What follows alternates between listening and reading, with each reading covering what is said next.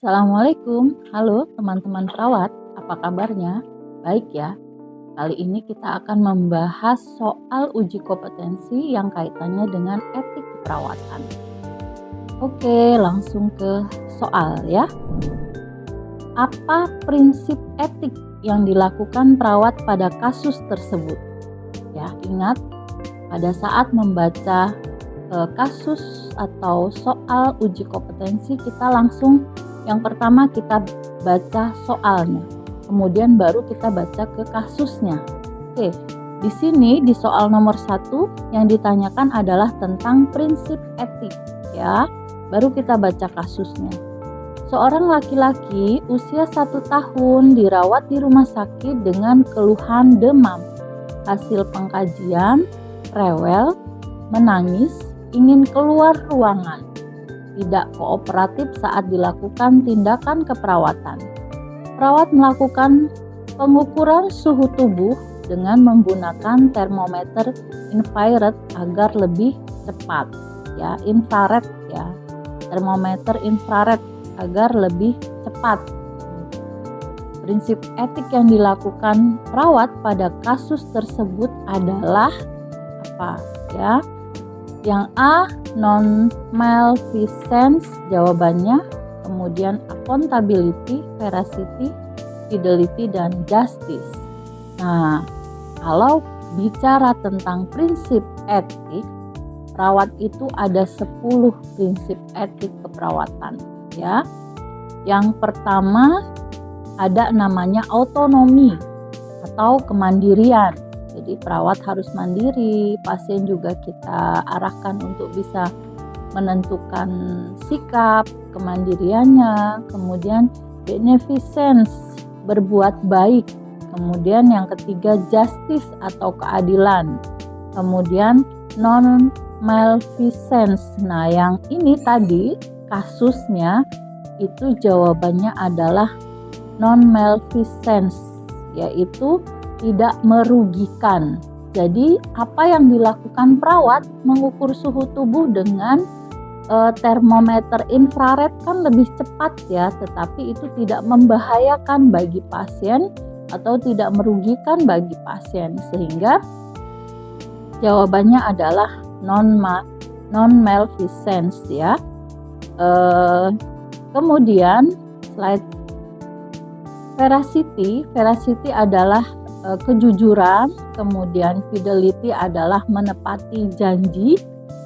Yang selanjutnya adalah confidentiality atau kerahasiaan, accountability sesuai dengan prosedur dan tepat, freedom adalah kebebasan, kemudian advokasi adalah melindungi hak-hak pasien. Jadi teman-teman perawat, banyak sekali kasus-kasus uji kompetensi atau soal-soal uji kompetensi itu yang berkaitan dengan 10 prinsip etik keperawatan ini. Jadi teman-teman harus hafal ya, karena di mata pelajaran apapun itu, baik itu maternitas, keperawatan medikal bedah, dan soal-soal yang lain, itu banyak sekali soal-soal yang menanyakan tentang 10 prinsip etik keperawatan ini. Kemudian kembali kita yang kedua. Soalnya adalah apa prinsip etik yang dilanggar pada kasus tersebut. Nah, lagi-lagi prinsip etik ya, baru kemudian kita baca soalnya atau kasusnya. Seorang perempuan 3 tahun dirawat di rumah sakit dengan keluhan demam. Hasil pengkajian suhu tubuhnya 37,5 derajat Celcius, anak rewel dan ingin pulang. Perawat membujuk pasien dengan mengatakan, jika pasien minum obat, besok boleh pulang. Ya, apa prinsip etik yang dilanggar pada kasus tersebut? Ya, jadi di sini kalau lihat kasusnya, perawatnya itu membujuk pasien untuk minum obat dan mengatakan bahwa kalau minum obat besok boleh pulang. Itu kan berarti membohongi anak ya, tidak jujur ya. Jadi prinsip etik yang dilanggar oleh perawat ini adalah yang veracity atau kejujuran ya.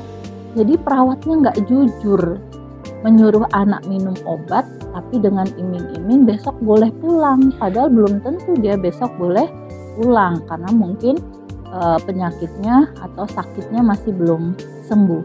Itu ya, itu jawabannya. Kemudian yang selanjutnya adalah nomor 3. Langsung kita ke soalnya. Apa dilema etik yang terjadi pada kasus tersebut? Nah, lagi-lagi yang ditanyakan adalah etiknya.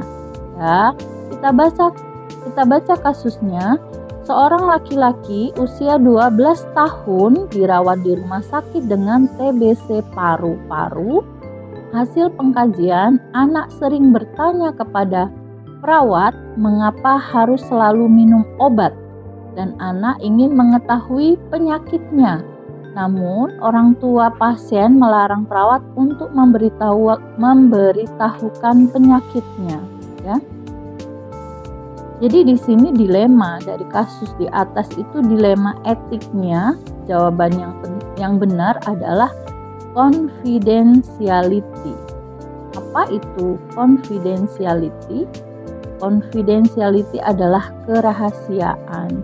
Jadi di sini perawat itu ya dilema. Sebenarnya sih boleh dikasih tahu ke pasien, tetapi orang tuanya melarang, sehingga dalam hal ini dilema etiknya adalah confidentiality atau menjaga kerahasiaan.